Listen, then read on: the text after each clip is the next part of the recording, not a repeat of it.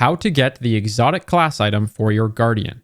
As a refresher, this combines two different exotic armor perks into one. For example, this exotic class item dropped with Spirit of the Assassin from the Assassin's Cowl exotic, and then Spirit of Verity from Verity's Brow. They aren't the full perk, but more so a light version per se. Like for example, this one makes you invisible on powered melee or finisher final blows, whereas the actual full perk on the original Assassin's Cowl gives you health back on top of that. It's a pretty cool concept in general, and I think it'll open up a lot of cool builds. So let's just show you how to get yours, because the perk combos are random and you can farm these. So just a quick outline, there are three major things you're going to have to do. The first is completing 3 overthrows within the Pale Heart with some very specific items that we're going to cover. The second is dealing with 2 hive bosses at this green beam of light. And then number 3 is doing a secret mission.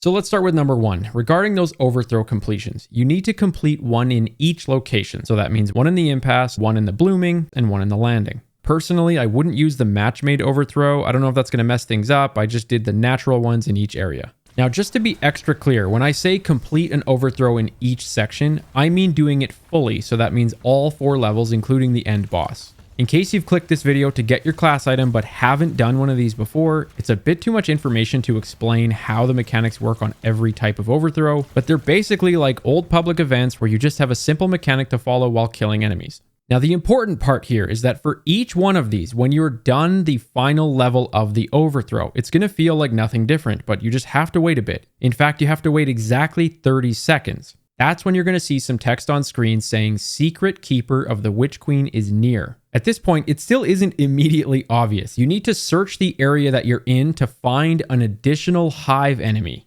If you finished an overthrow in the blooming, they're going to be in the blooming area. Just look around for them and then kill them when you find them. Remember to crush their ghost afterwards, and then at that point, you're going to get some words on screen that say Secret Keeper of the Witch Queen is vanquished. Do this for all 3 of them, and I highly doubt the order matters, but just in case, I know that doing impasse, then blooming, and then landing will work. This brings us to section number 2 of the list, which is the whole green beam of light thing. When you kill that 3rd Secret Keeper after doing that 3rd overthrow, it's again going to feel kind of weird, like maybe something didn't work, but this time you just have to look for a green beam of light. In our case, it was in the refraction area right around here. If I had to guess, that's probably constant for everybody, but I'm just mentioning it in case.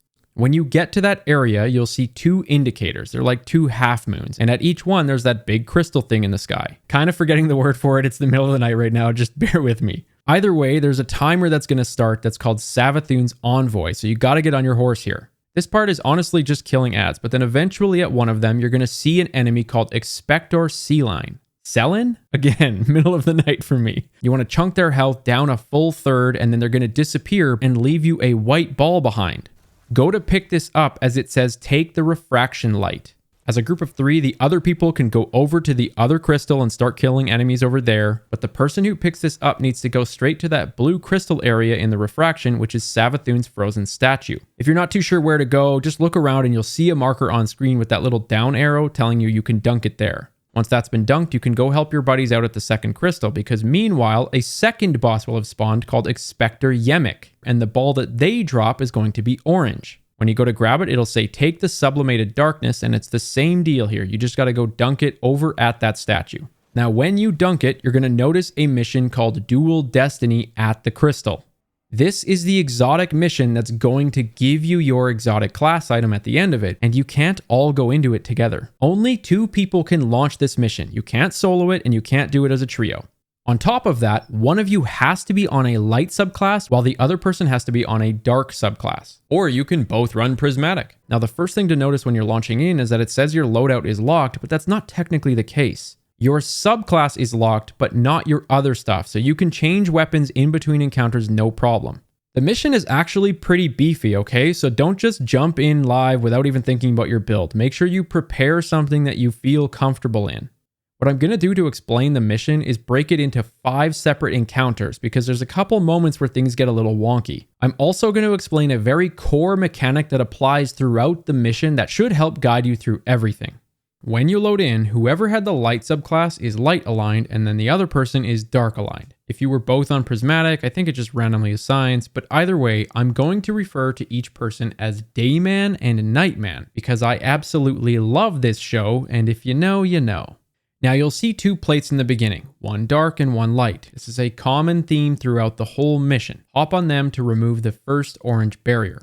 You'll notice a 6-minute timer starts, and that's not how long this mission is. It's much longer, but you'll get extra time later. For this first part, you're just traversing your way through to get to that first encounter. Just follow the pyramids, and anytime you run into an orange barrier, just find the light and dark plates to stand on. Eventually, you'll get to a rally flag, which is your first encounter, and it'll add 10 minutes to the clock. Now, before I even get in here, I'm going to explain the core mechanic because each encounter expands on it. In a nutshell, 2 enemies will spawn in a room, one light and one dark. Only Dayman can kill the light enemy, and only Nightman can kill the dark enemy. When you do that, a moat will drop, and walking over it enables you to see symbols. One person is going to see some boxes with correct symbols above them, while the other person is going to see double the amount of symbols on top of these cruxes, or those little node things that you can shoot open. The person who sees boxes with symbols above them communicates that to the other person, and out of all the options that they see, those are the ones that are okay to shoot. Sometimes it's Dayman telling Nightman, and sometimes it's Nightman telling Dayman. For encounter number 1, you both jump in, killing some ads, and a dark knight will spawn up top. As Nightman, killing this knight and picking up the moat, notice how it's filled 1 of 2 available squares. This means you're going to need a second moat for this encounter. Either way, you're going to start seeing symbols up top, but don't worry about them yet.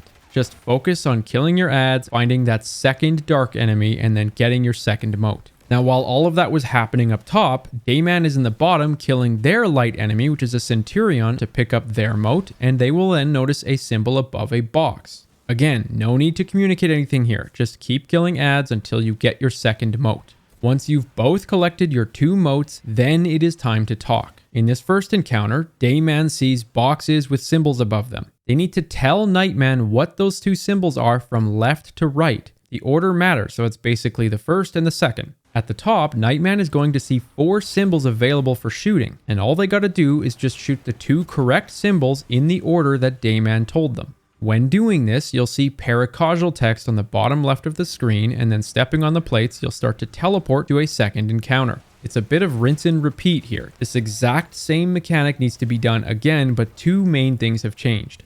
The first is that Nightman is going to be the one who sees boxes with symbols, and Dayman is going to be the one who shoots the nodes. The second main difference is the fact that you have 3 moat slots now instead of 2. After picking up 3 moats, Nightman is going to see the 3 symbols above 3 boxes and then communicate those to Dayman from left to right. Dayman is going to see 6 nodes available for shooting with symbols above them, but they're only going to shoot the 3 that they were told in the order that they heard them. A very important note here is that when I say left to right, it means you're standing in front of the boxes and symbols. Obviously, if you were behind them, that's going to mix up the order. Same deal here. Once you're done this, it's going to teleport you again to start the 3rd encounter. For this part, it's an identical procedure again, except the only difference is now you have 4 moats to pick up, and the communication swaps again. Dayman is going to see 4 symbols above 4 boxes, and then communicate those left to right over to Nightman. Nightman's going to see 8 options to shoot, but only does the 4 that they hear in the correct order. After you've finished these 3 major encounters, there's a traversal section that I'm going to skip in this edit, but basically it's going to bring you to encounter number 4.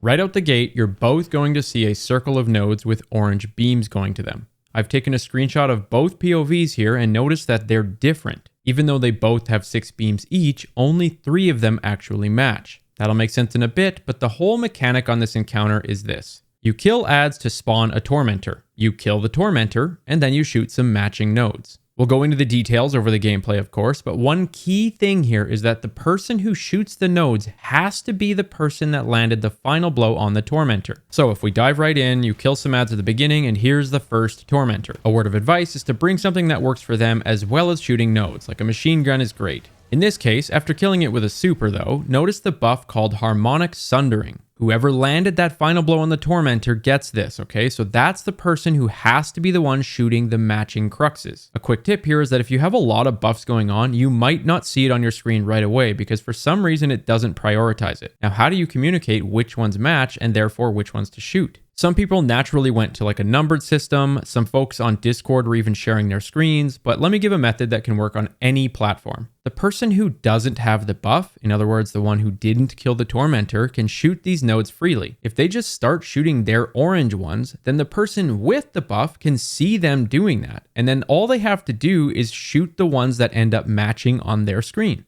If your buddy shoots one that's empty, then just don't shoot it. But if they shoot one with an orange beam on your side, then go ahead and shoot it. Here, the person with a trace rifle does not have the buff, and they start to communicate which ones are lit up. Their buddy with the buff behind them also has those lit up on their screen, so they shoot them. Once you've knocked out the 3 matching ones, you'll see light and darkness surge destabilizing an obelisk in the bottom left of your screen. You do this whole mechanic 3 times and you're done. Kill a Tormentor, shoot the matching nodes, and repeat.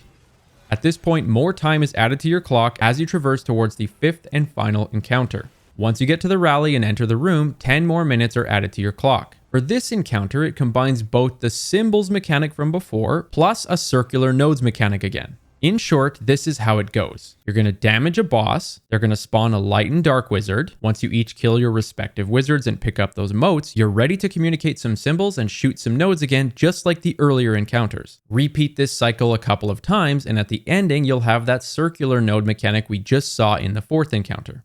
There's a bunch of little details along the way, so let's just jump in and show you in the footage. Boss number 1 spawns in. Our friend Expector Selin from the beginning that I couldn't pronounce. You chunk 1/3 of their health down and they're going to spawn a light and dark wizard. Similar to before, Dayman kills light and Nightman kills dark. Both of you will get a mote in order to see some symbols. In this first case, Dayman is communicating to Nightman and the order is top to bottom. Nightman shoots those 3 nodes that they heard in the correct order and then Selin will come back. You chunk another 1/3 of their health down. And this time, instead of spawning more wizards, they'll tag in boss number 2, Expector Yemik. Same deal here, you're going to chunk his health down 1/3 to spawn light and dark wizards. You're going to kill your respective wizards to pick up your respective motes, and then you're ready to communicate symbols again. The key difference in this second case is that now it's Nightman communicating to Dayman. The order is still top to bottom, and once Dayman shoots the nodes that they've heard, Yemik will come back. Chunk their health down another segment and it will spawn another set of wizards. This time, however, when you kill your respective wizards, you're both going to get Harmonic Sundering on your screen with no time limit. It's a permanent buff at this point and it means you've reached the circular node mechanic. I've again grabbed a screenshot of both POVs so that I can very clearly show you what it looks like between the 2 people playing. There's 12 nodes, just like a clock, with 4 orange beams. Again, not all of these match. In theory, it's rather simple because you literally just have to shoot 1 matching node, but these beams are only on for 7 or 8 seconds before they turn off and come back with different directions. I recommend one person just calling out what clock numbers that they have for their orange beams, and then the other person just sits there and listens so that they can shoot a matching one on their end. Since you're both harmonic here, it doesn't matter who does what, but the key is doing it 3 times. You have to shoot 1 matching node 3 times. Once you've completed that, it's going to spawn up both bosses who now have both 1/3 of their health left. Take them both down, and then you're ready to head to the final room and get your exotic class item. There's a really cool surprise at the end that I don't want to spoil, but there are 2 super important things to note before you hop off the video. The first is that you can farm this with a buddy over and over to keep getting drops. The second, however, is that you can also farm normal chests in the Pale Heart solo. Once you've done this mission, you can just explore the Pale Heart while getting some more drops. I hope this was helpful, and if so, dropping a like can really help out a lot, and I hope you have a great day.